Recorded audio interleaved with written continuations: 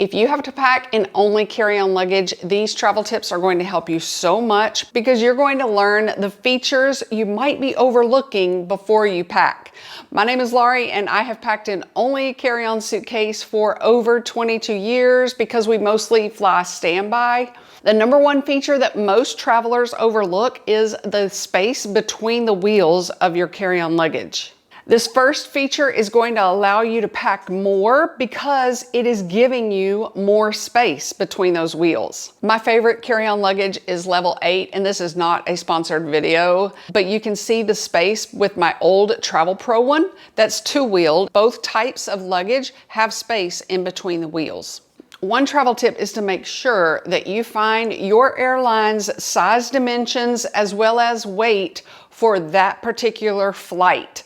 The rules for the size of your carry-on luggage can change. Once you know the rules for that airline's carry-on luggage, you can do what I do. Here's what I do. I can roll up 2 shirts. I can compress an essential toiletry item, for example, and pack those in between the wheels of my suitcase. One travel hack is to roll up your belt. You don't have to pack it in any kind of a bag, but I packed it in my bedroom slippers bag that I travel with, and I can lean that in that space as well.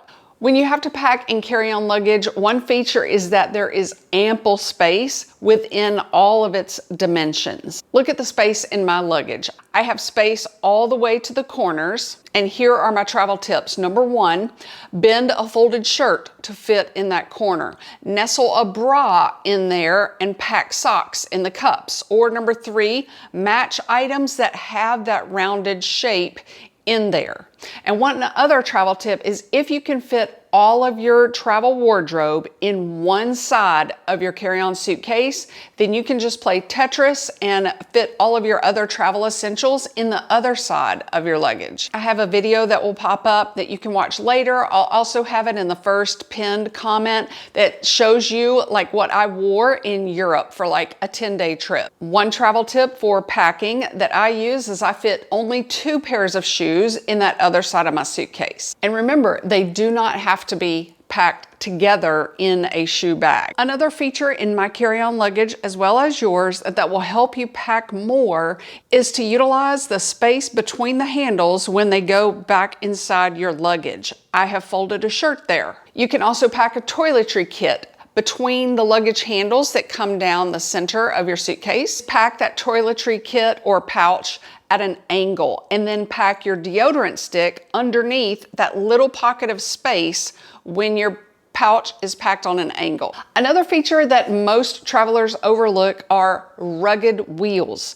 If you are flying to an international city that may have cobbled roads, and you have to walk from your train station to your river cruise ship, like I did when we were in, where is it? Somewhere in Germany. That rugged wheel feature is going to give you dependability in a foreign country, so you don't have to worry about having to buy luggage if your wheel pops off. And having solid, rugged wheels can also help travelers who overpack in their carry-on luggage. If your suitcase is out of balance with weight, if one end is heavier, it helps keep it upright so it's not falling over every time you take your hand off. Like in the metro train, changing to the next stop where the airport is. If your carry-on luggage has smooth wheels, you are going to be less stressed before you even start your vacation. Here is a travel tip. Test your luggage on tile floor, go into the storeroom of that big department store, and roll the luggage. It must roll for at least 4 or 5 seconds to show you or to prove to you as a traveler that it is going to have less friction when rolling across carpet as well. If you do want a pocket on the outside of your luggage, this does give you extra space. I could still pack boots in this side of my carry-on luggage. I just used it last week when we went somewhere, San Francisco, for our Sonoma trip. I used my luggage that has the outer pocket. I used to think that I always needed an outer pocket for my laptop or just essentials, but I found that I really don't reach for the things in there. For this Sonoma trip, I kept like 8x11 like copies of our itinerary and things like that to get in the rental house. But I could have easily just put those in my backpack or my tote bag. Another feature to make sure you have is a steady handle.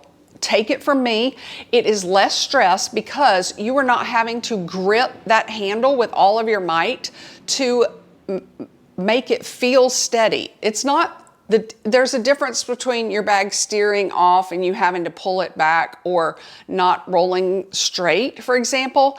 That wobbly handle just makes you use muscles throughout a really long concourse in an airport that is unnecessary. A steady handle can help you. One new luggage feature is the handle for your suitcase that goes on the outer edges of your luggage. I have not bought that kind because I know that one travel feature my personal item bag has to have is that it has to fit over my luggage handles, and I have not found a bag with a strap wide enough for those outer suitcase handles. Let us know if you have that new suitcase. I know Level 8 does that, my favorite brand of luggage for carry-on bags, but I don't know of other ones that have that. Packing in a carry-on bag takes as much mental strategy as it does actually packing strategy. So these are things that you can think about as well as do when packing. Another feature is the walls of your carry-on suitcase. Those give you a boundary, but they also give you surface levels with which to work. For example, I push my cubes all the way to the center of my suitcase as far as I can, if that helps me fit my curling iron more easily in there. Another carry-on packing tip would be to pack one shoe against the wall in a bag or not, whatever you're comfortable with, and then make everything else in the suitcase fill up to that level to the top of your shoe. Now you can roll up some shirts, roll up a sweatshirt, make the top of your shoe the height of all the surface level inside your suitcase so far. Then you can roll up a sweatshirt maybe, or pack some other pouches on top of that level in your suitcase because of what you did with your shoe. A travel tip is to remember that you do not have to pack your toiletry items in a toiletry kit at all. You do not have to pack them in a pouch. Take those pieces out, like your makeup brushes, put them in a gallon baggie. You can take out your deodorant, you can take out your makeup palette and pack it in between items in your suitcase. One traveler mentioned like years ago that she packs sometimes like an empty crossbody bag, and then when she gets to her destination, she will fill it with the items. So you could pack an empty pouch and just fit your essentials in little pockets of space in your luggage, and then when you get there, take out your pouch or do whatever you want to with those toiletry items. I do have a video that just came out with travel hacks about getting your liquids bag into another country. This is the newest one. You're going to love this one. Donna just told us in this new video that she takes off the lid of her mousse, for example, or if you have a little pump container of liquid in your liquids bag, take that top off just for the airport security part, like in London Heathrow where they are so strict. And that opens up space for you to put some more items in there. Then when you get through security, you can put the lids back on or put them anywhere. It is such a helpful video, as well as the other comments from our community members. If you're not there, make sure you check out the comments section and say hey if we have not met yet. All right, thank you so much for your time.